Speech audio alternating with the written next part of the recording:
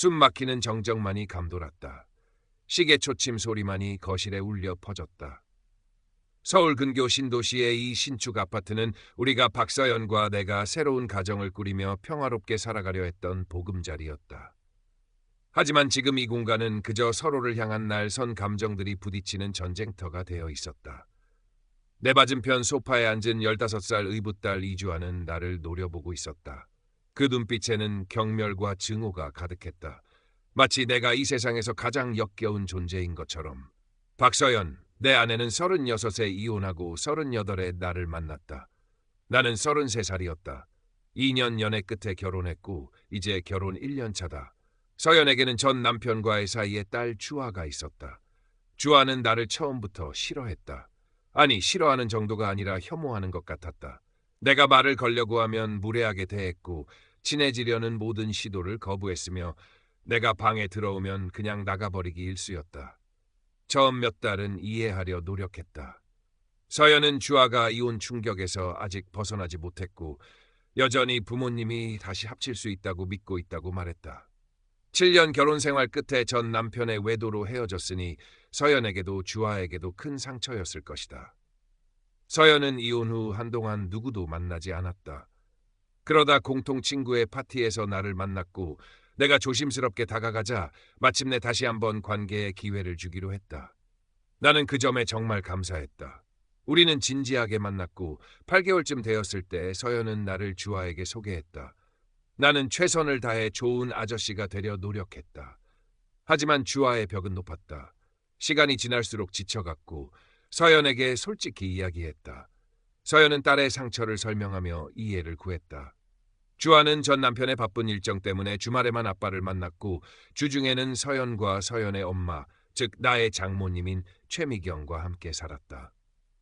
장모님 최미경 여사도 나를 좋아하지 않았다. 주아만큼 노골적이지는 않았지만 나에게 불공평하게 대하는 것은 마찬가지였다. 나는 그들에게 잘해주려고만 했을 뿐인데 단지 내가 서연과 결혼했다는 이유만으로 그들은 나를 싫어했다. 왜냐하면 그들은 서연이 전 남편에게 돌아가 다시 합쳤어야 한다고 생각했고 내가 서연이 앞으로 나아가 그럴 기회를 막았다고 여겼기 때문이다. 서연의 전 남편이 얼마나 오랫동안 바람을 피웠는지는 그들에게 중요하지 않았다. 그저 내가 서연과 전 남편의 재결합을 가로막는 장애물일 뿐이었다. 결혼 첫 해가 지나면서 나는 이 현실을 받아들였다. 주아와 장모님은 나를 절대 좋아하지 않을 것이고 그게 현실이었다. 내가 아무리 잘하고 친절하게 대해도 그들은 나를 받아들이지 않았다. 왜냐하면 나는 그들의 눈에 서연이 전 남편에게 돌아가지 못하게 막은 나쁜 놈이었기 때문이다. 이유가 무엇이든 간에. 장모님과 주아의 방해에도 불구하고 서연과 나는 함께 살게 되었고 모든 역경을 이겨내고 결혼 생활을 이어갔다. 나는 장모님과는 거의 대화하지 않았고 장모님이 우리 집에 오시면 자리를 피했다. 주아의 경우는 함께 살아야 하니 그럴 수 없었지만 가능한 한 마주치지 않으려 노력했다. 그녀의 무례한 말에 계속 상처받고 싶지 않았기 때문이다. 이상적이지는 않았지만 그래도 나름의 평화는 있었다. 서연이 주아를 제대로 훈육하지 못한다고 비난하기 전에 말하고 싶다. 서연은 최선을 다했다. 하지만 어떤 아이들은 자신 외에는 아무도 신경 쓰지 않고 불행히도 주아가 그런 아이였다. 이기적이고 잔인했다. 서연이 나에게 더 존중하도록 가르치려 할 때마다 주아는 이혼 이야기를 꺼내며 서연의 아픈 곳을 찔렀다. 실제로 무슨 일이 일어났는지 알면서도 모든 것을 서연 탓으로 돌렸다. 딸이 그렇게 말할 때마다 서연은 눈물을 흘리며 무너졌고 결국 내가 그녀를 위로해야 했다. 그래서 나와 주아가 거리를 두는 것이 우리 모두에게 나았다. 나는 서연이 딸에게 짓밟히는 것을 볼 수 없었다. 그녀는 이혼을 받아들이는 것이 얼마나 힘들었는지 내게 말해주었다. 특히 가족님조차 전 남편에게 돌아가라고 부추겼고 주아에게도 같은 생각을 심어주었기 때문에 더욱 힘들었다고 했다. 그들이 함께 살았기 때문에 서연은 그들이 같은 믿음을 공유하는 것을 막을 수 없었다. 재미있게도 서연의 전 남편 이강우는 이혼 후 서연과 다시 합치고 싶다는 어떤 소망도 표현하지 않았다. 그는 아내와 딸과 떨어져 있는 것에 꽤 만족하고 있었다. 그런데도 장모님과 주아는 왜 그렇게 그가 서연을 다시 받아줄 것이라고 확신했는지 이해할 수 없었다. 서연은 당시 지금처럼 돈을 벌지 못했기 때문에 독립할 수도 없었고 엄마의 도움에 의지하고 있었다고 했다. 나는 주아에게 아무 말도 할 수 없었다. 나는 그녀의 친아빠가 아니었고 그렇게 행동하고 싶지도 않았다. 어쨌든 서연은 모든 것에도 불구하고 상황을 잘 헤쳐나가고 문제를 극복했다고 생각한다. 주아와 내가 그녀를 위해 할 수 있는 최소한은 서로에게 적대적이지 않는 것이었다. 그리고 우리는 함께 살기 시작한 이후로 그렇게 노력해왔다. 주아가 갑자기 친절해지지는 않았지만 시간이 지나면서 행동이 조금 누그러졌고 그것만으로도 상당한 개선이었다. 모든 것이 순조롭게 진행되고 있었다. 약 일주일 전까지는. 서연이 집에 없을 때 주아가 나에게 와서 중요한 이야기를 할 수 있는지 물었다. 나에게는 정말 이상한 일이었다. 말했다시피 나와 주아는 가능한 한 서로 이야기하는 것을 피했기 때문이다. 하지만 나는 그녀에게 말해보라고 했다. 그녀는 외할머니 최미경 여사가 나이가 들고 일상생활에 도움이 필요하니 이제 우리 집에서 함께 살아야 한다고 말했다. 다른 가족이라면 이런 제안에 즉시 동의하고 심지어 기특하게 여겼을지도 모른다. 하지만 나는 아니었다. 내가 아는 한 최미경 여사는 완벽하게 건강했고 어떤 도움도 필요하지 않았다. 주아가 거짓말하고 있다는 것은 너무나 명백했다. 그녀는 단지 최미경 여사가 우리와 함께 살게 함으로써 나와 서연을 더 통제할 수 있기를 원했을 뿐이었다. 서연은 너무 감정적으로 연약해서 그들에게 제대로 맞설 수 없었기 때문이다. 그들은 나와 서연을 분리하기 위해 최선을 다할 것이었다. 그녀가 이런 제안을 한 다른 이유는 있을 수 없었고 나는 그것을 사실로 알고 있었다. 그래서 나는 그녀의 제안을 거절하기 전에 2번 생각하지 않았다. 그녀가 외할머니를 방문하는 것은 언제든 환영이지만 최미경 여사가 우리와 함께 사는 것은 절대 안 된다고 단호하게 말했다. 협상의 여지가 없었다. 주아는 나에게 불쾌한 표정을 지었지만 더 이상 문제를 추구하지 않았다. 이것은 좀 이상했지만 그녀가 이 문제로 문제를 삼거나 평소처럼 떼를 쓰지 않아 안심했다. 그래서 나는 그것에 대해 많이 생각하지 않았다. 하지만 다음 날 그녀는 가능한 가장 정신나간 방식으로 나에게 복수했다. 저녁에 아동학대 수사관들이 우리 집에 와서 이주아의 방을 뒤졌다. 분명히 이주아가 전화를 걸어 내가 자신을 굶기고 정신적으로 학대한다고 신고했기 때문이었다. 그 어떤 것도 사실이 아니었다. 멍청한 아이는 나를 제대로 모함하기 위해 방에서 음식 포장지를 버리는 수고조차 하지 않았기 때문에 그것이 허위 신고임을 증명하는 데 오랜 시간이 걸리지 않았다. 수사관들은 이주아의 방 쓰레기통에서 최근에 먹은 배달 음식 용기와 과자 봉지들을 발견했다. 박서연과 나는 수사관들에게 재혼 가정의 갈등 상황과 이주아의 평소 행동, 그리고 장모님 최미경 여사의 영향에 대해 설명했다. 수사관들은 허위 신고임을 확인하고 이주아에게 엄중히 경고한 후 돌아갔다. 하지만 이미 피해는 발생했다. 나는 격분했고 처음으로 완전히 이성을 잃고 이주아와 끔찍한 말다툼을 벌였다. 나는 그녀의 헛소리에 지쳤고 그녀의 이 불합리한 행동을 더 이상 참을 수 없었다. 내 입장이라면 누구라도 이렇게 오랫동안 그녀를 참지 않았을 것이라고 생각하지만 나는 아내에 대한 사랑과 존경 때문에 그렇게 했다. 하지만 이제는 점점 더 터무니없어졌다.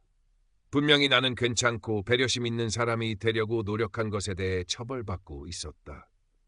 나는 이주아의 행동을 이해하고 아이처럼 대하며 서연이 너무 연약해서 딸의 행동을 바로잡을 수 없는 것을 참아주기 위해 최선을 다했지만 그 사건은 한계였다.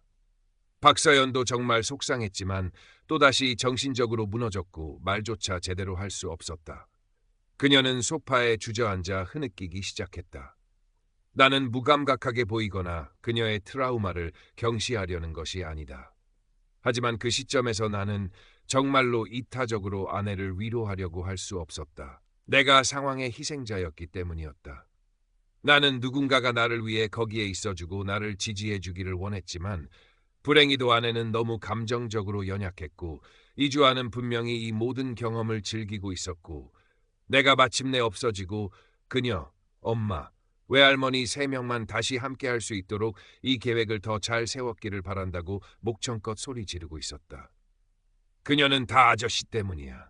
아저씨만 없으면 아빠랑 엄마 다시 행복해질 수 있어. 라고 소리치며 나를 쫓아내려 했던 속셈을 노골적으로 드러냈다. 나는 그 모든 상황에 너무 실망하고 좌절해서 서연을 위로하거나 이주아와의 말다툼을 계속하며 시간을 낭비하는 대신 휴대폰과 지갑만 들고 집을 나섰고 차에 탔다. 아파트 건물을 백미러로 바라보며 차를 몰기 시작했다. 어디로 가는지도 모른 채 계속 운전했고 현재 머물고 있는 도시 외곽의 한 숙소에 도착할 때까지 계속 운전했다. 칙칙한 벽지의 모텔방에 앉아있자 외로움과 막막함이 밀려왔다. 사건이 발생하고 내가 떠난 지 거의 일주일이 지났고 박서연은 그 후 여러 번 전화해서 돌아와서 다음 단계에 대해 논의하자고 했지만 나는 거절했다. 내 이유는 꽤 타당하다고 생각했다. 이주아가 한 일 때문에 더 이상 그녀를 믿을 수 없었고 그녀와 같은 집에 있을 수 없다고 박서연에게 말했다. 왜냐하면 그녀가 나를 없애기 위해 어디까지 갈지 알 수 없기 때문이었다. 그녀는 15살이다. 이해한다. 하지만 단지 외할머니와 다시 살 수 있기 위해 이렇게 미치고 정신 나간 짓을 저지르는 변명이 될 수는 없다. 나는 박서연에게 충분히 참았다고 말했다. 그리고 그녀의 과거와 겪어야 했던 고난을 정말 존중하지만 내 마음의 평화를 위해 더 이상 이것을 참을 수 없다고 말했다. 이번에는 그녀가 제대로 생각하지 못했기 때문에 나를 곤경에 빠뜨리지 못했지만 다음번에는 더 나은 계획을 세워서 내가 감옥에 가는 것으로 끝날 수도 있었다. 그리고 지금 내 유일한 관심사는 다음번이 아예 없도록 하는 것이므로 이제 그녀는 이주아와 나 사이에서 선택해야 했다. 나는 그녀에게 아주 명확하게 말했다. 딸이 그 집에 머물거나 내가 머물거나 둘 중 하나라고 했다. 나는 이주아와 더 이상 함께 살 수 없으며 박서연을 어려운 상황에 처하게 한다는 것을 알지만 더 이상 이렇게 사는 것에 대한 타당한 이유를 상상할 수 없었다. 나는 아무 잘못도 하지 않았지만 그녀의 엄마와 딸에게 계속해서 벌을 받고 그녀는 그것 때문에 무너지고 결국 내가 그녀를 위로해야 했다. 이것은 내가 꿈꿨던 삶이 아니었으며 다시는 그렇게 살고 싶지 않았다. 그래서 나는 그녀에게 최후 통첩을 하고 그녀가 딸을 외할머니나 생부에게 보내고 나와 함께 살거나 아니면 그들 모두 예전처럼 최미경 여사와 함께 돌아가 살고 나는 이혼 소송을 제기할 것이라고 말했다. 우리 둘 다에게 정말 힘들겠지만 이것이 이 문제의 유일한 해결책이라고 생각했다. 이제 우리가 이것을 논의한 지 며칠이 지났고 박서연은 여전히 내가 돌아와서 문제를 해결하도록 설득하려고 최선을 다하고 있지만 나는 내 조건에 대해 매우 단호했다. 우리는 전화와 문자로 정기적으로 연락하고 있지만 그녀가 이주아를 보내겠다고 약속할 수 없다면 돌아갈 수 없기 때문에 내가 정확히 어디 있는지 말하지 않았다. 그것이 내 유일한 조건이었다. 그녀는 딸과 이야기하고 원할 때마다 딸과 함께 살러 가는 것은 자유롭지만 더 이상 우리가 같은 집에 살도록 강요할 수는 없다. 어젯밤 우리가 통화 중이었고 같은 논쟁을 다시 반복하고 있을 때 나는 이주아의 입장도 설명하려고 했다. 우리 둘 다 같은 집에 살고 싶어 하지 않았고 오랫동안 우리 둘 다 오직 그녀를 위해 살고 있는 이 어레인지먼트를 참아왔다고 말했다. 하지만 이제 이주아가 선을 넘었으므로 그녀가 이 삶을 더 이상 살고 싶어 하지 않는다는 것이 분명하며 그녀는 우리 중 한 명을 보내야 한다고 말했다. 우리 자신을 위해서 말이다. 다시 한번 박서연은 울기 시작했고 우리 둘 다 사랑하고 둘 다 잃고 싶지 않기 때문에 둘 중 어느 것도 할 수 없다고 말했다. 그녀는 전 남편보다 나를 더 사랑하게 되었고 나 없이는 삶을 상상할 수 없다고 말했는데 그것은 정말 감동적이었고 나는 우리의 관계가 이제 망했다고 정말 믿기 시작했기 때문에 기분이 나아졌다. 하지만 그녀는 딸을 보내줄 수도 없다고 말했다. 왜냐하면 지금은 형편없는 인간처럼 굴고 있지만 이주아가 그녀를 기쁘게 해줄 수 있는 유일한 사람이었던 때가 있었고 이혼 중에도 박서연은 전 남편에게 돌아갔어야 한다는 이주아의 믿음에도 불구하고 그녀를 위해 거기에 있으려고 노력했기 때문이라고 했다. 그래서 그녀는 그냥 하나를 선택하고 다른 하나를 놓아줄 수 없었고 가족을 지키려고 노력하지만 모든 것이 무너지고 있다고 느끼기 때문에 완전히 길을 잃었다고 말했다. 이주아는 박서연에게 나를 떠나라고 설득하려고 노력하고 있고 나는 그녀에게 이 최후 통첩을 주었고 그녀는 더 이상 무엇을 해야 할지 모르겠고 엄마로서 그리고 아내로서 실패한 것 같다고 고백했다. 그녀가 겪고 있는 일을 말할 때 정말 안쓰러웠고 이것이 내가 최후 통첩을 한 내 잘못이라고 생각했다. 배우자와 자녀 사이에서 누구를 선택해야 할지 아는 사람은 없을 것이다. 특히 우리 같은 상황에서는 더욱 그렇다. 그녀에게 선택을 요구한 내가 완전히 나쁜 놈처럼 느껴지지만 동시에 내가 할 수 있는 다른 일이 무엇이 있을까? 나는 그녀만큼이나 길을 잃은 느낌이 들었다. 업데이트 1. 안녕하세요 여러분. 조언 정말 감사합니다. 다만 한 가지 주제에 대해 언급하고 싶습니다. 제 아내 박서연은 감정적으로 연약한 사람이며 그녀 자신도 그것을 잘 알고 있고 저도 그렇습니다. 따라서 그녀를 나쁜 엄마나 나쁜 아내라고 비난하는 것은 좀 가혹합니다. 그녀는 정말 끔찍한 일을 겪었고 그럼에도 불구하고 자신과 딸을 위해 삶을 일궈냈습니다. 그녀의 가족은 그녀가 가장 필요할 때 정서적으로 지지해주지 않았고 그녀는 인생의 절반을 알고 지낸 남자에게 말 그대로 바람을 맞았습니다. 그래서 물론 그녀의 실패한 결혼에 관해서는 쉽게 감정이 흔들리고 특히 자신의 사랑하는 사람들로부터 같은 말을 계속해서 들어야 할 때는 더욱 그렇습니다.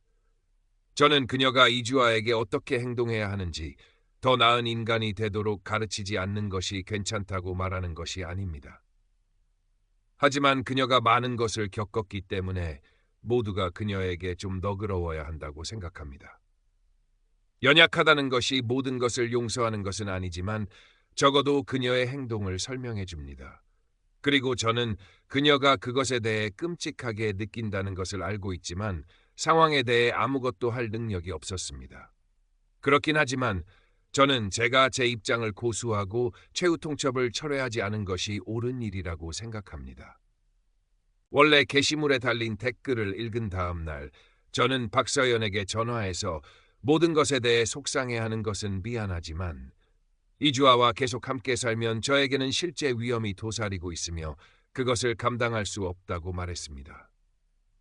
저는 그녀를 항상 사랑하고 존경할 것이지만 이것이 제가 선을 긋는 곳이며 그녀는 자신을 위해 한 번의 결정을 내려야 한다고 말했습니다. 왜냐하면 그녀는 딸이라는 이유만으로 이주아가 계속해서 자신을 짓밟도록 내버려 둘 수 없기 때문입니다. 그것은 관련된 누구에게도 좋은 결과를 가져오지 않을 것이고 특히 저에게는 더욱 그렇습니다. 왜냐하면 이주아는 자신의 뜻을 관철하기 위해 어떤 일이든 할 수 있다는 것을 증명했기 때문입니다. 저는 많은 말을 하지 않았지만 이런 상황에서 그녀가 옳다고 생각하는 일을 하라고 말했고 그녀는 생각할 시간이 더 필요하다고 말했고 저는 동의했습니다. 마침내 거의 2주간 따로 살다가 어제 박서연으로부터 전화가 왔고 이주아가 이사해서 최미경 여사와 함께 살고 있기 때문에 오늘 집에 돌아와도 된다고 말했습니다. 그래서 오늘 집에 돌아왔는데 이주아는 정말 떠나 있었습니다. 몇 년 만에 마침내 집에서 자유롭게 숨 쉴 수 있다는 안도감이 들었습니다. 아파트 거실에는 이전에 느낄 수 없었던 평화로운 기운이 감돌았다. 얼마 후 박서연과 저는 앉아서 약 이틀 전에 이주아와 나눈 마지막 대화가 어땠는지 이야기해 주었습니다. 그녀는 딸을 안쳐서 최소한 사과라도 받아내려고 했습니다. 혹시 그것이 제 마음을 바꾸고 마지막 기회를 줄 수도 있을까 해서였습니다. 하지만 이주아는 완강히 거부했고 기회가 있다면 이번에는 계획을 훨씬 더 잘 실행할 것이라고 말하기까지 했습니다. 김지훈, 아저씨를 꼭 쫓아낼 거라고 덧붙였습니다. 박서연은 딸의 순전한 뻔뻔함과 그것을 말하는 아기에 충격을 받았습니다. 박서연은 이주아에게 그녀의 행동이 심각하게 잘못되었다고 설명하려고 했지만 이주아는 그녀의 말을 듣는 대신 화를 내며 박서연이 지금도 저와 결혼 생활을 유지하고 싶다면 그렇게 해도 좋지만 자신은 어떤 식으로든 우리를 갈라놓아서 부모님을 다시 합치게 할 것이라고 말했습니다. 그리고 이주아는 집에서 뛰쳐나와 외할머니 최미경 여사의 집에서 밤을 보내러 갔습니다. 박서연은 이주아를 생부 이강우에게 보내는 것을 고려하며 오랜만에 이강우에게 전화했습니다. 백하가 그 주말에 그의 집에서 더 오래 머물 수 있도록 해달라고 부탁했습니다. 그래서 그녀는 자신을 위해 이 혼란을 정리할 시간을 더 벌 수 있을 것이라고 생각했습니다. 하지만 불행히도 그녀는 전 남편이 교회로 이사했고 현재 집에서 좀 멀리 떨어져 있기 때문에 이주아가 몇 달 동안 그를 방문하지 않았다는 사실을 알게 되었을 때 인생 최대의 충격을 받았습니다. 이강우는 마지막으로 이주아를 본 것은 약 4, 5개월 전이었는데 그 무렵 그는 그녀에게 새 여자친구를 소개했습니다. 그 이후로 이주아는 그와 거의 연락하지 않았고 매주 주말마다 그를 방문하지 않는 변명을 해왔던 것입니다. 이강우는 이것에 대해 이주아와 논의하고 싶었지만 그럴 시간이 없었고 그래서 박서연은 결코 알지 못했습니다. 상황에도 불구하고 박서연은 전 남편에게 몇 달 동안 이주아와 함께 살게 해달라고 부탁했습니다. 그녀가 저와의 이 혼란을 정리할 수 있을 때까지 말입니다. 하지만 이강우는 거절했습니다. 그의 새 여자친구가 부모가 되는 것에 대해 불편해했고 그녀는 상대적으로 어렸기 때문에 지금 당장 관계를 위험에 빠뜨릴 수 없다고 말하며 박서연에게 그가 어디에서 왔는지 이해해 주기를 바란다고 말했습니다. 그래, 친구, 우리는 확실히 이해해.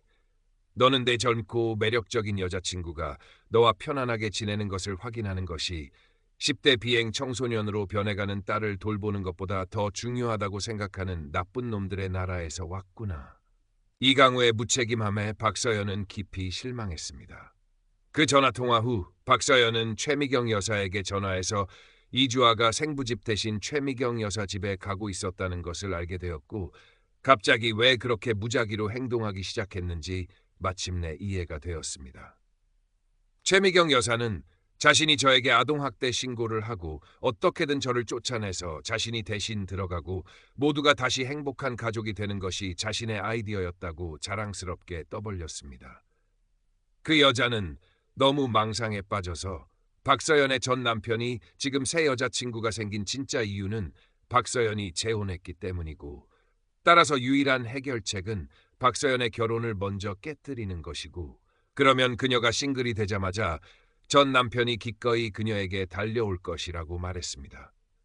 그들에 따르면 그것은 완벽한 계획이었고 최미경 같은 여자가 어떻게 박서연 같은 사람을 키웠는지 정말 궁금하게 만들었습니다. 분명히 그녀에게는 뭔가 문제가 있었습니다. 아마 노령이나 너무 많은 연속극 때문일 수도 있지만 그녀는 제정신이 아니었고 이주아를 미니 자신으로 만드는 임무를 성공적으로 수행하고 있었습니다. 이것이 박서연이 당분간 손실을 줄이고 한 번에 하나의 문제, 즉 우리 결혼 생활의 상황을 먼저 해결하기로 결정한 이유입니다. 요약하자면 그녀는 이주아를 더 이상 여기 붙잡아두는 대신 최미경 여사와 함께 살도록 결정했습니다. 왜냐하면 그 접근 방식은 더 이상 효과가 없다는 것이 명백했기 때문입니다. 그동안 우리는 결혼 생활을 개선하기 위해 노력할 것이며 다음 주까지 결혼 상담을 시작할 계획입니다.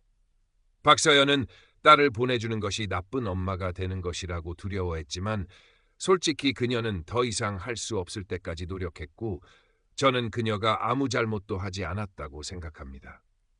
그 여자는 휴식을 받을 자격이 있습니다. 그녀는 오랜 시간 동안 너무 많은 짐을 혼자 짊어지고 있었습니다. 집으로 돌아온 후 박서연과 나는 오랜만에 편안하게 대화했다. 지난 2주간의 긴장과 불안이 조금씩 해소되는 느낌이었다. 박서연은 이주아를 최미경 여사에게 보낼 때 마음이 찢어지는 것 같았다고 말했다. 하지만 이주아의 아기와 최미경 여사의 조작을 확인한 후 이 관계를 지키는 것이 자신에게 가장 중요하다고 판단했다고 했다. 나는 그녀의 힘든 결정에 감사했고 그녀가 얼마나 큰 고통을 겪었을지 짐작할 수 있었다. 우리는 앞으로 어떻게 할지에 대해 이야기했다. 가장 먼저 할 일은 우리 관계를 회복하는 것이라고 의견을 모았다. 이주아 문제로 인해 우리 사이에도 깊은 상처가 생겼기 때문이다. 우리는 결혼 상담을 받기로 결정했다. 전문가의 도움을 받아 서로의 상처를 치유하고 소통 방식을 개선하며 앞으로 닥칠 어려움에 함께 대처하는 방법을 배우기로 했다. 다음 주부터 상담을 시작하기로 하고 마음이 조금이나마 가벼워졌다. 적어도 문제를 해결하기 위한 구체적인 첫걸음을 내딛는다는 사실 자체가 희망적이었다. 박서연은 여전히 이주아에 대해 걱정했지만 지금 당장은 우리 둘의 관계를 최우선으로 해야 한다는 데 동의했다. 하지만 평화는 오래가지 않았다. 며칠 후 최미경 여사에게서 박서연에게 전화가 왔다. 최미경 여사는 제가 돌아온 것에 대해 격분하며 박서연에게 저와 헤어지지 않으면 이주아를 집에서 쫓아내겠다고 협박했습니다. 자신의 계획이 실패하자 손녀딸에게 화풀이를 한 것이다. 이주아는 그럼에도 불구하고 집으로 돌아오기를 거부하고 최미경 여사 댁에 계속 있겠다고 고집을 부렸다고 했다. 박서연은 당황하며 어쩔 줄 몰라 했다. 최미경 여사의 비정한 모습에 나는 다시 한번 분노를 느꼈다.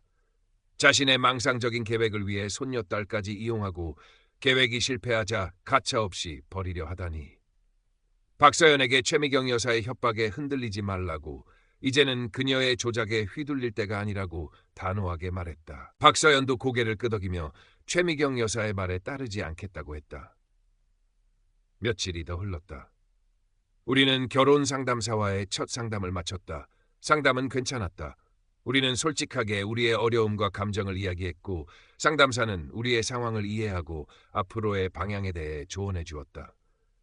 관계 회복을 위해 노력하는 과정은 쉽지 않겠지만 우리는 서로를 사랑하고 이 관계를 지키고 싶다는 강한 의지를 확인했다. 하지만 이주아 문제는 여전히 해결되지 않은 숙제였다.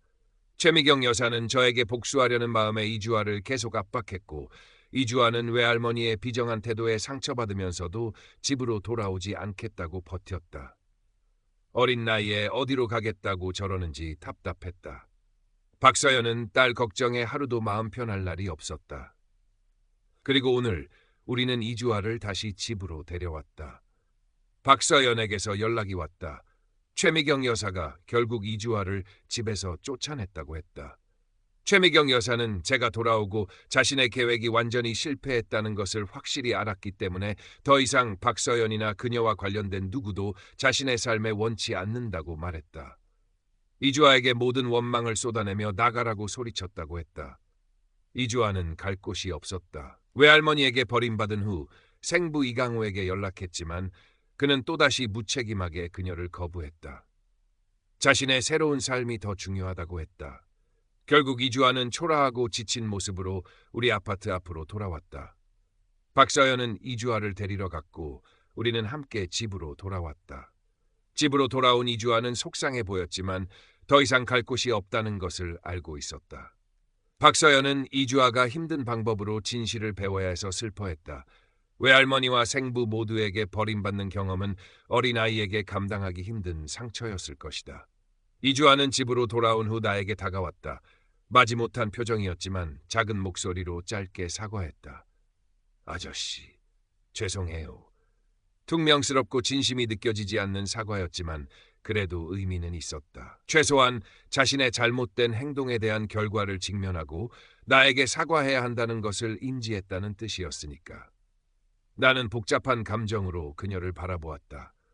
분노는 여전히 남아있었지만 동시에 어린아이가 겪었을 상처와 버림받음의 고통에 대한 연민도 느껴졌다. 박서연과 나는 이주아의 행동이 단순히 사춘기 반항이나 철없음이 아니라 부모의 이혼으로 인한 트라우마와 외할머니의 잘못된 영향, 그리고 생부의 무책임함이 복합적으로 작용한 결과임을 인지했다. 그녀에게 전문적인 도움이 필요하다는 것을 깨달았다. 우리는 이주아에게 심리상담 등 필요한 전문적인 도움을 제공하기로 결정했다. 솔직히 우리 모두에게 오래전에 필요했던 일이라고 생각했다. 박서연의 트라우마, 나의 스트레스와 분노, 그리고 이주아의 상처까지. 우리는 이주아의 치료 과정을 시작하며 가족이 함께 이 어려움을 헤쳐나가기로 다짐했다. 집안의 분위기는 여전히 어색하고 무거웠다. 과거의 문제는 단숨에 해결되지 않았고 현재의 상처는 깊었다. 앞으로 함께 해결해 나가야 할 과제가 산적해 있었다. 이주아의 미래는 불확실했지만 최소한 이제는 도움의 손길을 받게 되었다. 최미경 여사와 이강우는 그들의 이기적인 행동에 대한 이주아와의 관계 단절을 치렀다. 나는 여전히 불안감을 느꼈다. 이주아가 언제 다시 문제를 일으킬지, 우리 관계가 완전히 회복될 수 있을지 확신할 수 없었다. 하지만 박서연과 나는 서로를 지지하며 함께 나아가기로 했다. 결혼 상담을 통해 서로에게 더 나은 배우자가 되고 이주아에게도 더 나은 부모가 되기 위해 노력할 것이다. 우리의 이야기는 행복하게 잘 살았습니다로 끝나지 않았다. 하지만 함께 노력하며 나아갑니다라는 새로운 시작을 맞이했다. 우리가 함께 살게 된 지 1년, 그리고 그 충격적인 사건이 일어난 지 2주가 지났다. 집은 이전처럼 평화롭지는 않았지만 적어도 노골적인 적대감과 긴장감은 사라졌다. 이주아는 이제 나를 피하거나 비꼬는 대신 필요한 말만 간략하게 했다. 그녀의 사과는 여전히 형식적이었지만 나는 그것을 그녀의 변화를 위한 작고 중요한 첫걸음으로 받아들이기로 했다. 우리는 매주 결혼 상담센터를 방문했다. 상담사는 우리가 겪었던 일들이 얼마나 복잡하고 힘들었는지 이해해 주었고 서로의 감정을 건강하게 표현하고 듣는 방법을 가르쳐 주었다. 박서연은 자신의 트라우마와 무력감에 대해 이야기하며 눈물을 흘렸고 나는 그녀의 고통을 이해하려 노력했다. 나 역시 이주아와 최미경 여사에 대한 분노와 배신감, 그리고 박서연에게 최후 통첩을 했던 것에 대한 죄책감을 털어놓았다. 상담사는 나의 자기 보호 본능과 경계 설정의 중요성을 인정해주면서도 박서연의 입장을 더 깊이 이해하도록 도왔다. 이주아도 심리 상담을 시작했다. 처음에는 상담사에게 마음을 열지 않아 힘들어했다. 하지만 시간이 지나면서 조금씩 자신의 속마음을 드러내기 시작했다는 이야기를 들었다. 부모의 이혼이 자신에게 얼마나 큰 충격이었는지, 외할머니 최미경 여사가 자신에게 어떤 이야기를 하고 무엇을 믿게 만들었는지, 그리고 생부 이강호에게 버림받았을 때 얼마나 큰 상처를 받았는지 등을 이야기했다고 했다. 그녀의 행동이 단순히 악의에서 비롯된 것이 아니라 상처와 불안, 그리고 왜곡된 애정 표현 방식이었음을 조금씩 이해하게 되었다. 하지만 이해하는 것과 용서하는 것은 별개의 문제였다. 나는 여전히 이주아가 나에게 했던 행동, 특히 허위 신고로 인해 내가 겪을 뻔한 위험과 정신적인 고통을 잊을 수 없었다. 이주아 역시 나를 완전히 받아들이지 못하는 것 같았다. 우리는 같은 집에서 살았지만 여전히 보이지 않는 벽이 존재했다. 박서연은 우리 사이의 어색함과 긴장감을 느끼며 괴로워했다. 그녀는 우리가 진정한 가족이 되기를 간절히 바랐지만 현실은 녹록지 않았다. 나는 박서연에게 서두르지 말자고 말했다. 오랜 시간 쌓인 상처와 불신이 하루아침에 사라질 수는 없다고. 우리가 함께 노력하는 것 자체가 중요하다고 위로했다. 최미경 여사와의 관계는 완전히 단절되었다. 박서연은 엄마의 조작과 비정함에 큰 상처를 받았고 더 이상 엄마의 영향력 아래 있고 싶어 하지 않았다. 최미경 여사 역시 자신의 계획이 실패하자 박서연에게 실망하고 연락을 끊었다. 가족이었지만 이제는 남보다 못한 사이가 되어버렸다. 박서연은 엄마와의 관계 단절로 또 다른 형태의 상실감을 느꼈지만 동시에 엄마의 조작에서 벗어났다는 해방도 느끼는 것 같았다. 이강우는 여전히 이주아의 삶에 거의 관여하지 않았다. 가끔 전화로 안부를 묻거나 용돈을 보내주는 정도였다. 이주아는 생부에 대한 기대감을 완전히 접은 것 같았지만 그의 무관심에 대한 상처는 여전히 남아있는 듯했다. 우리는 결혼 상담과 이주아의 심리 상담을 꾸준히 이어갔다. 상담사의 도움으로 우리는 조금씩 서로에게 더 솔직해지고 감정을 건강하게 표현하는 방법을 배웠다. 박서연은 더 이상 딸의 조작에 쉽게 무너지지 않으려 노력했고 자신의 감정을 표현하는 데 더 강해졌다. 나 역시 이주아의 문제 행동에 대해 감정적으로 폭발하기보다는 상담사에게 배운 대로 침착하게 대처하려 노력했다. 가장 큰 변화는 이주아에게서 나타나기 시작했다. 심리 상담을 통해 자신의 상처와 분노를 인지하고 표현하는 방법을 배우면서 그녀의 행동이 조금씩 달라졌다. 나에게 여전히 살갑지는 않았지만 이전처럼 노골적으로 무시하거나 적대감을 드러내지는 않았다. 가끔은 식사 시간에 짧게 대화에 참여하기도 했고 내가 퇴근하고 돌아왔을 때 인사를 하기도 했다. 아주 작은 변화였지만 우리에게는 큰 의미가 있었다. 어느 날 저녁 이주아가 나에게 다가와 어색하게 물었다. 아저씨, 그때 저 때문에 많이 힘드셨죠? 예상치 못한 질문에 나는 잠시 멈칫했다. 그녀의 눈빛에는 이전의 증오 대신 불안함과 미안함 같은 감정이 스쳐 지나갔다. 나는 깊게 숨을 쉬고 말했다. 응, 사실 많이 힘들었어. 아저씨는 네가 왜 그렇게까지 했는지 이해하기 어려웠고 정말 무섭기도 했어. 나는 솔직하게 나의 감정을 이야기했지만 비난하는 어조는 아니었다. 이주아는 잠시 침묵했다. 그리고 작은 목소리로 덧붙였다. 외할머니가 아저씨 쫓아내면 아빠가 다시 돌아올 거라고, 엄마랑 다시 살 거라고, 그렇게 될 줄 알았어요. 그녀는 최미경 여사의 조작에 자신이 얼마나 깊이 빠져 있었는지, 그리고 그것이 자신의 행동 동기였음을 처음으로 명확하게 인정했다. 그리고 눈물을 글썽이며 말했다. 근데 아무도 저를 원하지 않았어요. 아빠도, 외할머니도. 나는 이주아가 겪었던 버림받음의 고통을 느낄 수 있었다. 그녀의 행동은 용서받기 어렵지만 그녀 또한 이 상황의 희생자였다는 것을 다시 한번 깨달았다. 나는 조심스럽게 이주아의 어깨에 손을 올렸다. 주아야, 네가 그때 왜 그랬는지 이제 조금은 알 것 같아. 하지만 내 행동은 정말 잘못된 거였어. 특히 아동학대 신고 같은 건 절대 해서는 안 돼. 이주아는 고개를 끄덕였다. 알아요. 상담사 선생님도 그렇게 말씀하셨어요. 제가 잘못 생각했다고. 그녀의 목소리에는 후회와 슬픔이 섞여 있었다. 아저씨, 죄송해요. 정말 죄송해요. 이번 사과는 이전의 형식적인 사과와는 달랐다. 진심이 담겨 있었다. 나는 이주아의 사과를 받아들였다. 괜찮아, 주아야. 아저씨도 노력할게. 우리 다시 시작해보자. 완벽한 화해는 아니었다. 과거의 상처가 완전히 아물지는 않았다. 하지만 서로의 진심을 조금이나마 확인하고 앞으로 함께 노력하겠다는 약속이었다. 박서연은 우리 둘의 대화를 멀리서 지켜보고 있었다. 이주아가 나에게 진심으로 사과하는 모습을 보며 눈물을 흘렸다. 대화가 끝난 후 박서연은 나에게 다가와 고맙다고 말했다. 그리고 이주아에게 다가가 꼭 안아주었다. 세 사람은 함께 눈물을 흘렸다. 이 사건 이후 우리 가족은 조금씩 변화하기 시작했다. 이주아는 심리상담을 통해 자신의 상처를 치유하고 건강한 방식으로 감정을 표현하는 방법을 배웠다. 나에게도 이전보다 훨씬 존중하는 태도를 보였고 가끔은 함께 영화를 보거나 식사를 하는 등 소소한 교류를 하기도 했다. 여전히 친아빠처럼 편한 관계는 아니었지만 서로를 인정하고 존중하는 관계로 발전하고 있었다. 박서연과 나는 결혼 상담을 통해 더욱 단단해졌다. 우리는 서로에게 가장 힘든 시기에 기댈 수 있는 존재가 되었고 어떤 어려움이 닥치더라도 함께 헤쳐나갈 수 있다는 믿음이 생겼다. 박서연은 더 이상 과거의 트라우마에 쉽게 무너지지 않았고 엄마로서, 아내로서 자신의 목소리를 내는데 더 용감해졌다.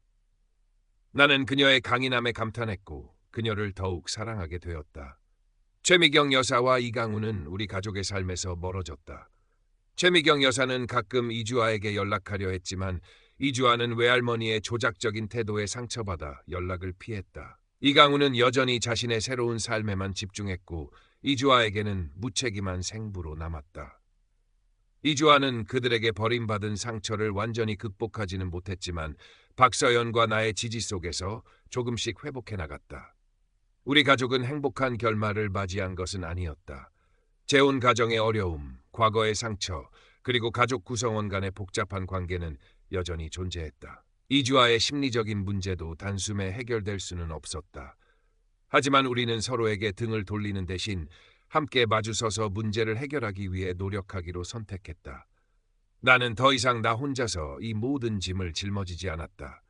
박서연과 나는 팀이 되어 이 어려움을 헤쳐나갔다. 이주아 역시 더 이상 혼자가 아니었다. 비록 상처가 많은 아이였지만 이제는 자신을 진심으로 걱정하고 도와주려는 두 명의 어른과 함께였다. 우리 아파트 거실에는 여전히 때때로 어색함이 감돌았지만 이전의 날 선 긴장감 대신 희미한 온기가 느껴지기 시작했다. 시계 초침 소리는 여전히 들렸지만 이제는 불안감을 조성하는 소리가 아니라 우리의 시간이 함께 흘러가고 있음을 알리는 소리처럼 느껴졌다. 나는 이 이야기가 다른 재혼 가정이나 복잡한 가족 관계를 겪고 있는 사람들에게 작은 위로가 되기를 바란다. 완벽한 가족은 없다. 모든 가족은 나름의 상처와 어려움을 가지고 있다. 하지만 중요한 것은 서로를 포기하지 않고 문제를 직면하고 함께 해결하기 위해 노력하는 것이다. 그리고 때로는 자신을 지키기 위해 힘든 선택을 내려야 할 때도 있다는 것을 깨닫는 것이다. 나의 최후 통첩은 잔인한 선택이었을지도 모른다. 하지만 그것은 우리 가족이 더 큰 파국으로 치닫는 것을 막고 박서연과 내가 우리 관계를 지키고 결국 이주아에게 필요한 도움을 줄 수 있는 유일한 방법이었다. 이주아는 여전히 사춘기 소녀이고 앞으로 또 어떤 어려움을 겪을지 모른다. 박서연의 트라우마도 완전히 사라지지 않았다. 나의 분노와 불신감도 때때로 고개를 들 것이다. 하지만 우리는 이제 혼자가 아니다. 함께 상담을 받고 함께 이야기하고 함께 노력할 것이다. 어쩌면 몇 년 후 이주아가 성인이 되어 자신의 과거를 이해하고 우리를 진심으로 받아들이는 날이 올지도 모른다. 어쩌면 그렇지 않을 수도 있다. 하지만 나는 우리가 오늘 내린 결정, 그리고 앞으로 함께 걸어갈 길이 틀리지 않았다고 믿는다. 우리 집 창밖으로 신도시의 불빛들이 반짝였다. 수많은 아파트 창문들 속에서 각자의 이야기를 가진 가족들이 살아가고 있을 것이다. 우리처럼 아픔과 기쁨, 갈등과 화해를 겪으면서 나는 박서연의 손을 잡았다. 그녀는 나를 바라보며 미소 지었다. 피곤함과 슬픔이 여전히 서려 있었지만 그 속에는 희망과 사랑이 담겨 있었다. 우리는 말없이 서로의 손을 더 힘껏 잡았다. 앞으로의 여정이 쉽지 않을 것을 알지만 함께라면 괜찮을 것이라고 서로에게 말하는 것 같았다. 이주아는 자신의 방에서 조용히 있었다. 예전처럼 문을 잠그고 틀어박혀 있지는 않았다. 가끔씩 방에서 들려오는 작은 소음들이 그녀가 그 공간 안에 존재하고 있음을 알렸다. 더 이상 나를 향한 공격의 소리가 아니었다. 우리는 거실 소파에 앉아 밤이 깊어가는 것을 지켜보았다. 새로운 시작. 불안하지만 희망적인 시작이었다. 몇 달이 더 지났다. 이주아의 심리 상담은 꾸준히 진행되었고 눈에 띄는 변화가 나타나기 시작했다. 그녀는 더 이상 과거의 상처에 갇혀있지 않으려 노력했고 자신의 감정을 건강하게 표현하는 방법을 배웠다. 나에게도 조금씩 마음을 열기 시작했다. 함께 저녁 식사를 할 때 먼저 말을 걸기도 했고 학교 생활에 대해 이야기해주기도 했다. 나는 그녀의 이야기에 귀 기울여 주었고 그녀의 작은 노력에도 칭찬을 아끼지 않았다.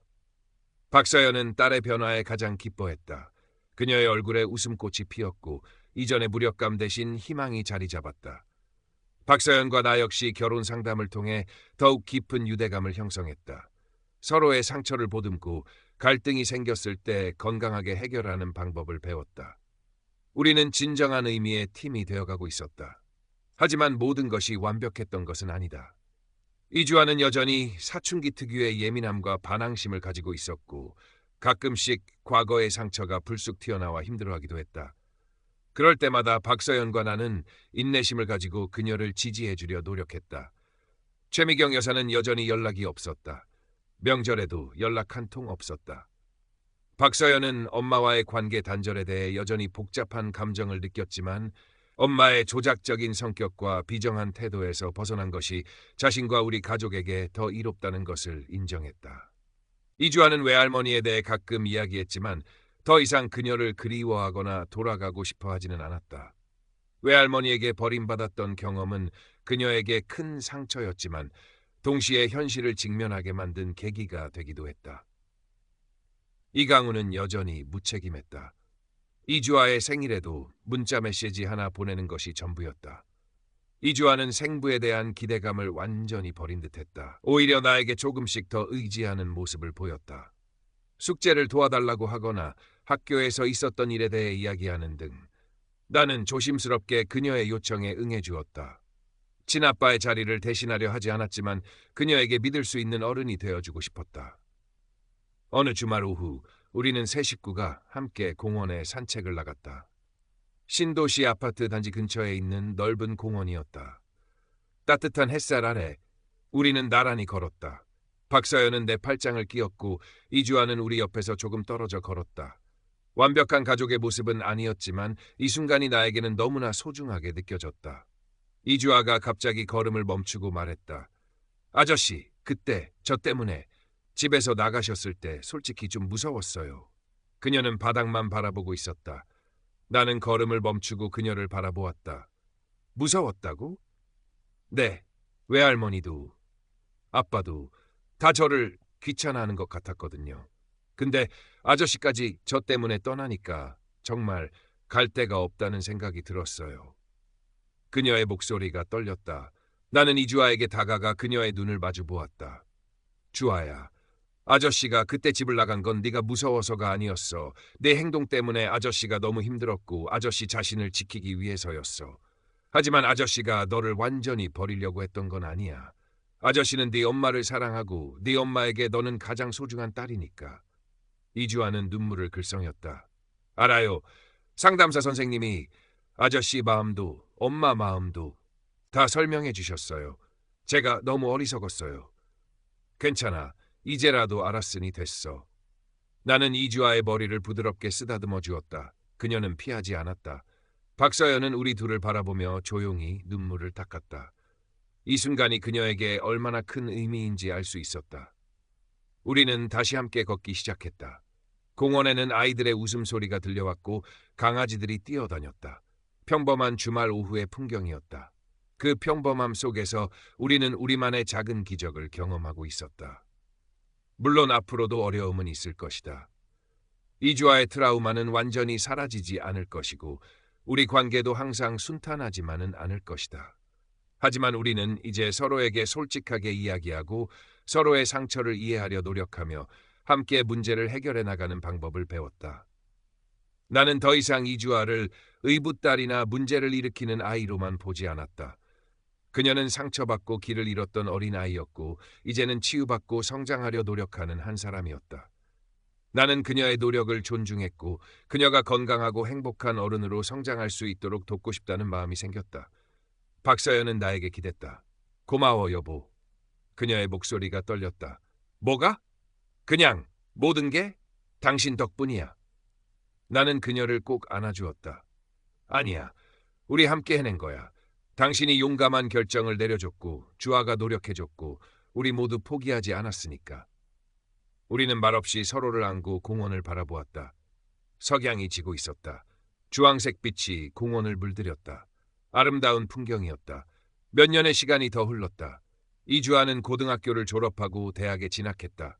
더 이상 문제아의 모습은 찾아볼 수 없었다. 여전히 내성적이고 조용한 편이었지만 자신의 감정을 표현하고 타인과 소통하는 방법을 배웠다. 심리상담은 대학 진학 후에도 이어졌고 그녀는 자신의 과거 트라우마를 건강하게 극복해 나가고 있었다. 나와 이주아의 관계는 친아빠와 딸 같지는 않았지만 서로를 깊이 존중하고 아끼는 관계로 발전했다. 그녀는 나를 아저씨 대신 지훈 씨라고 부르기 시작했고 나는 그것을 그녀가 나를 가족의 한 사람으로 받아들였다는 신호로 여겼다. 가끔은 함께 외식을 하거나 영화를 보러 가기도 했다. 이전에는 상상할 수 없었던 일이었다. 박서연은 이주아의 성장을 보며 가장 행복해했다. 엄마로서의 죄책감과 무력감에서 완전히 벗어나 딸의 변화를 자랑스러워했다. 박서연과 나의 결혼 생활은 더욱 안정되고 깊어졌다. 우리는 서로에게 가장 편안하고 든든한 존재가 되었다. 재혼 가정으로서 겪었던 어려움들은 우리를 더 단단하게 만들었고 서로에 대한 신뢰와 사랑을 더욱 깊게 해주었다. 최미경 여사와의 관계는 여전히 단절 상태였다. 가끔씩 박서연의 친척들을 통해 소식이 들려왔지만 직접적인 교류는 없었다.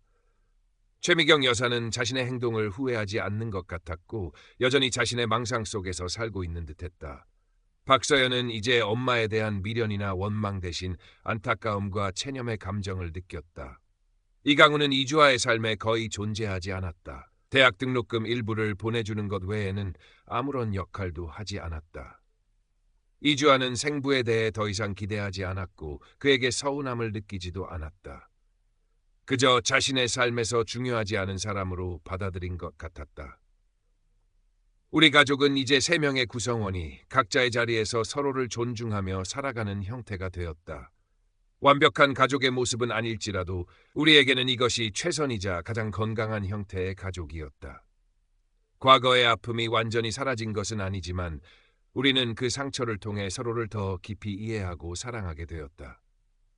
나는 가끔씩 이 모든 일이 어떻게 시작되었는지 떠올렸다.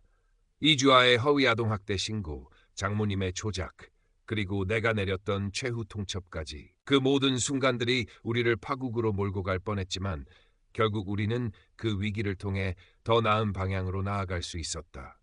물론 나의 최후 통첩이 정답이었는지에 대한 의문은 여전히 남아 있었다. 다른 방법은 없었을까?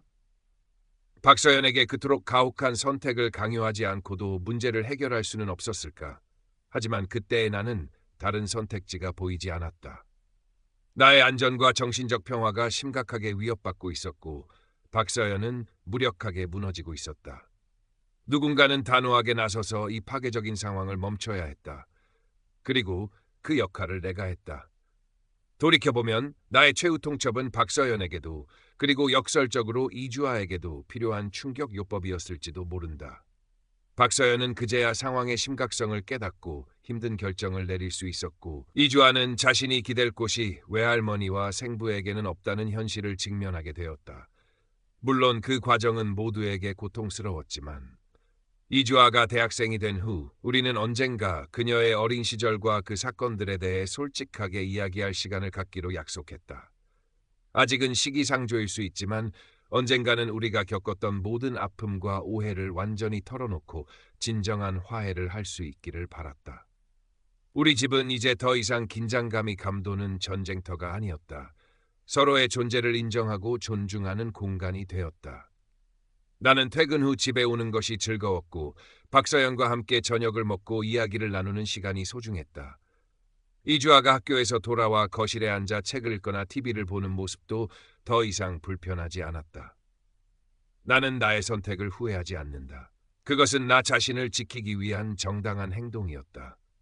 그리고 결과적으로 우리 가족이 더 건강한 방향으로 나아갈 수 있는 계기가 되었다. 물론 모든 재혼 가정이 우리와 같은 극단적인 상황을 겪는 것은 아닐 것이다. 하지만 어떤 형태의 가족이든 갈등과 어려움은 존재하기 마련이다. 중요한 것은 그 어려움을 어떻게 마주하고 해결해 나가는가 하는 것이다. 우리는 완벽하지 않다. 우리의 가족도 완벽하지 않다. 하지만 우리는 서로를 사랑하고 존중하고 함께 노력한다.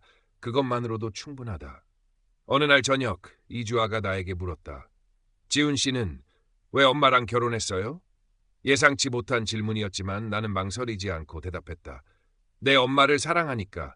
그리고 내 엄마와 함께 새로운 가정을 만들고 싶었으니까. 이주아는 잠시 나를 바라보았다. 그리고 희미하게 미소 지었다. 그 미소 속에는 더 이상 증오나 경멸이 없었다. 이해와 감사, 그리고 어쩌면 애정 같은 감정이 담겨 있는 것 같았다. 나는 그 미소를 보며 마음속으로 말했다. 그래, 우리가 여기까지 오느라 정말 힘들었지. 하지만 우리가 포기하지 않았기에 이 작은 미소를 볼 수 있게 된 거야. 우리 가족의 이야기는 아직 끝나지 않았다. 앞으로도 계속될 것이다.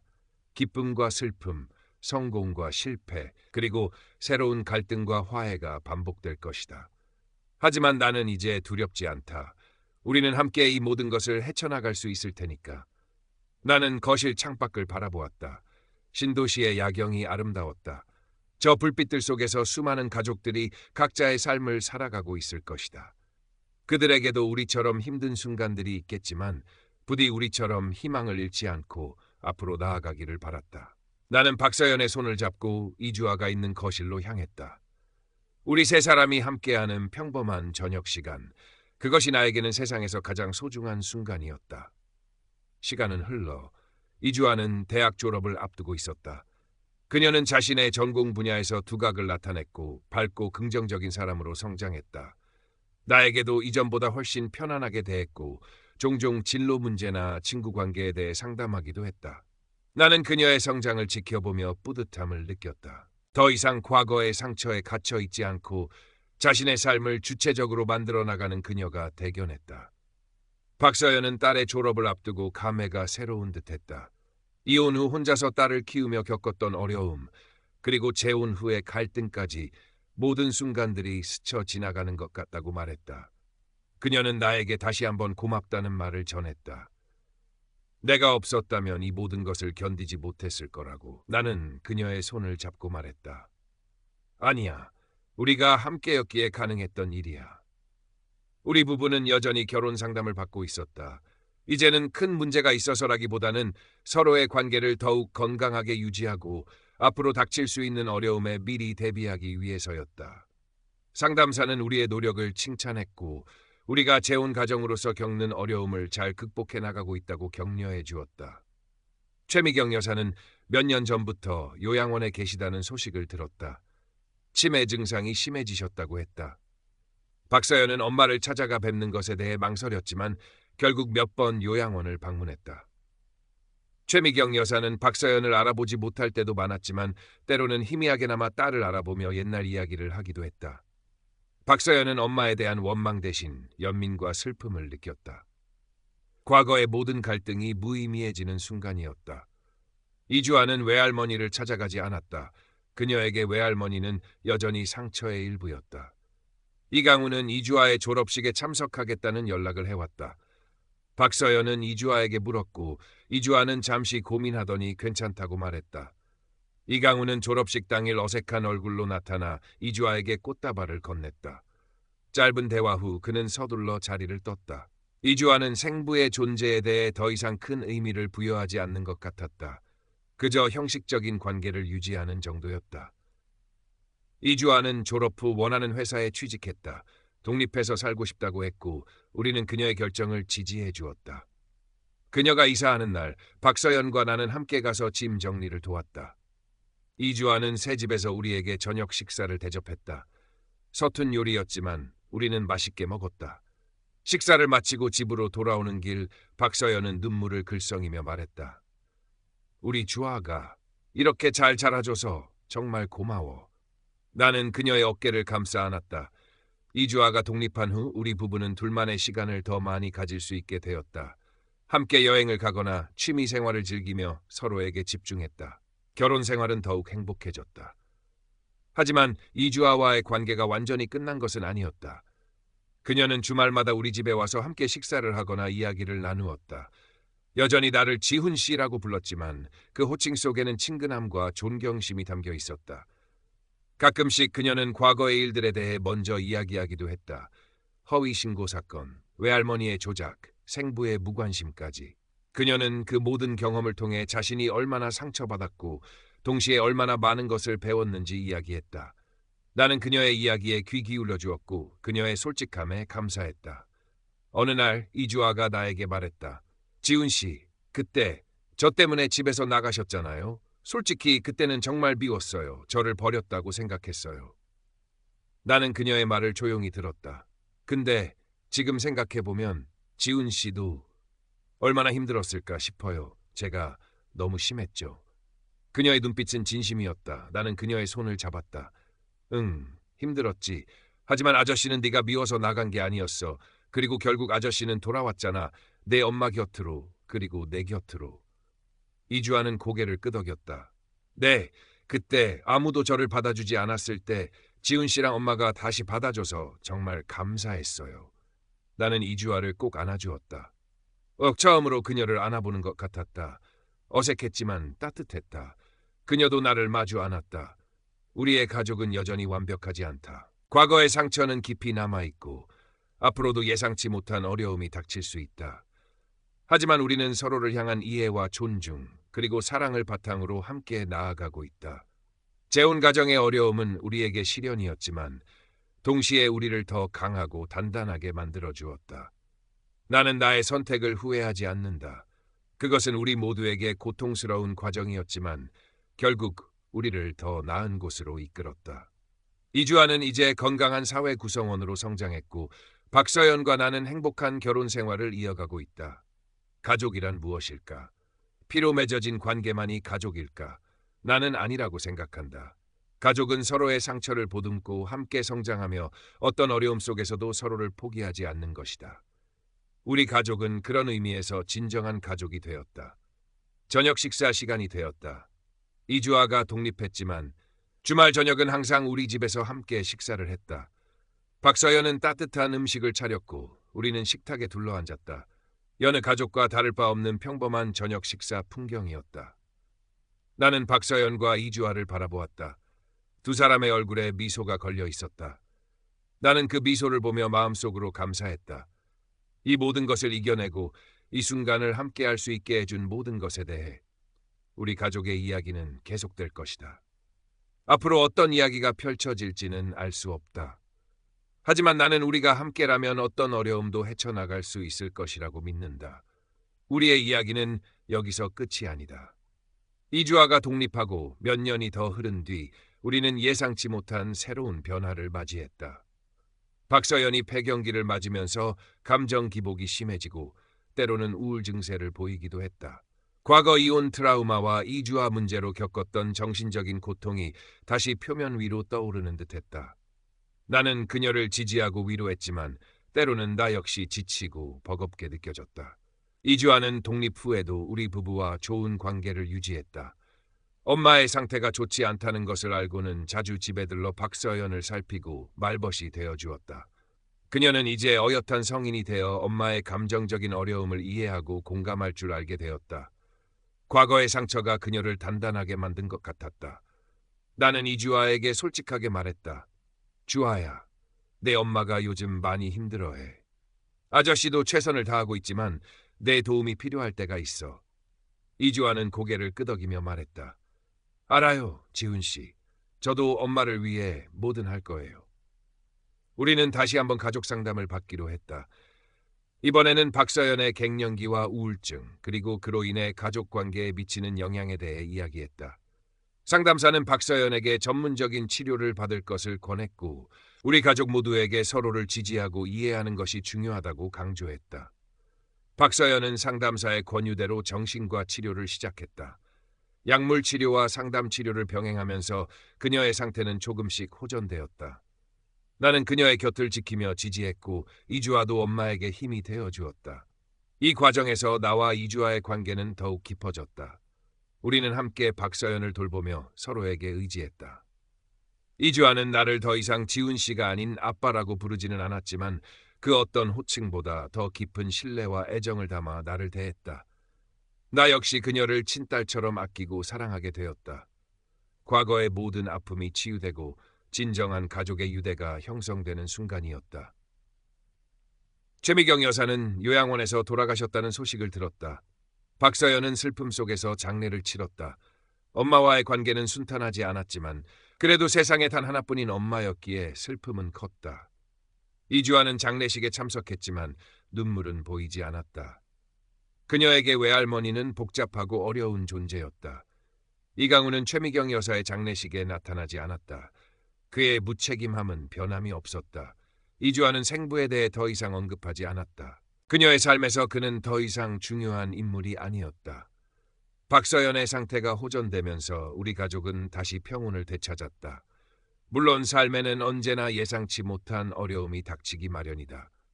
하지만 우리는 이제 어떤 어려움도 함께 헤쳐나갈 수 있다는 것을 알고 있었다. 우리는 서로의 가장 든든한 지지자이자 버팀목이었다. 어느 날 저녁, 이주아가 우리 집에 와서 함께 저녁 식사를 했다. 식사를 마치고 거실에 앉아 이야기를